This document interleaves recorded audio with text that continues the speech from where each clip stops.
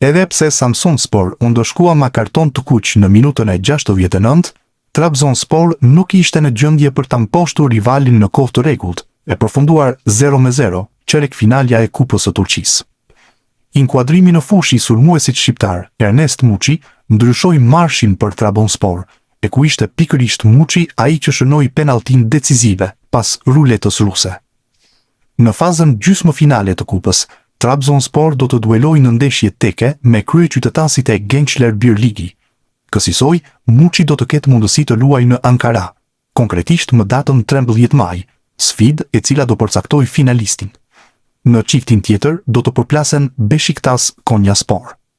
Pati në këmbë. Pas dëmtimit të Shqipëria, sulmuesi Ernest Muçi sot u rikthyer për herë të parë në ndeshje zyrtare të Trabzonspor, pas ndeshjeve të marsit me Kombëtaren. Ai shkoi shumë pranë golit spektakolar nga goditja e dënimit në minutën e 92 kundër Samsunspor, ndërsa me ekzekutimin e ruletës ruse, ish sulmuesi i Tiranës shënoi penalltin finale me plot klas.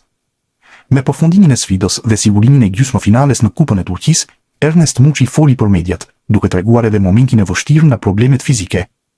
E dinin që do të ishte një ndeshje shumë e vështirë. Çdo sfidë është e vështirë në këtë fazë dhe luajtëm kundër një skuadre të mirë. Nuk është e lehtë të luash këtu, por jam shumë i lumtur për ekipin.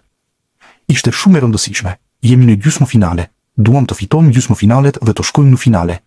Dëmtimi? Pata një dëmtim. Nuk mundja as të ecja për 1 ose 2 javë dhe ishte e vështirë për mua, por po ndihem më mirë ditë pas dite. Koha ime e lojës po rritet gradualisht. Dua ta ndihmoj më shumë ekipin duke fituar minuta me rikuperimin e plot. Kartoni i Ernest Muçit do të blihet nga Trabzonspori për ta shitur më pas në Europë. Eagle Media nga Turqia shton në shkrimin e publikuar që një ofertë prej 17.5 milion eurosh mbërriti në zyrat e klubit të Trabzonit. Kjo është arsyeja që e shtyn klubin për të investuar sërish te Muçi. Opsioni për blerjen e kartonit nga Beşiktashi mund të shfrytëzohet deri më 10 maj. Bëhet fjalë për 8.5 milion euro që duhet të shpenzohen nga Trabzonspori. Më parë, 1 milion euro u dhanë për të siguruar huazimin. Muçi nuk ka luajtur gjatë muajit prill për shkak dëmtimi. Rikthimi në fushë pritet pikërisht sot, kur është rezervuar transferta me Samsunspor në transfert. 25 vjeçari është mjaft i vlerësuar te Trabzonspori. Klubi turk po lufton për të kaluar Fenerbahçen, që ndodhet 2 pikë larg.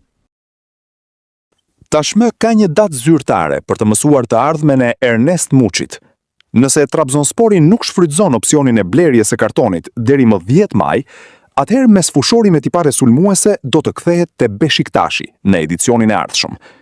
Presidenti i Beşiktashit, Serdal Adali, tregoi se dëshiron rikthimin e Muçit. Kështu, presidenti i Beşiktashit u shpreh se shpreson që Trabzonspori dhe Cagliari të mos shfrytëzojnë opsionin e blerjes për lojtarët që kanë në huazim. Trabzonspori po projekton transferimin e Ernest Muçit, ndërsa Cagliari të Semih Kılıçsoy. Disa nga lojtarët që dërguam në huazim do të largohen. Opsioni për blerjen e kartonit të Ernest Muçit vlen deri më 10 maj. Në anën tjetër, Semih Kılıçsoy ishte diçka rreth fillimit të qershorit. Shpresoj që nuk do të shfrytëzohen opsionet për blerjen e kartonit, pasi është shumë e vështirë që të blesh një lojtar për aq para. Ne nuk kemi diskutuar zbritje, u shpreh presidenti Adali për HT Sport.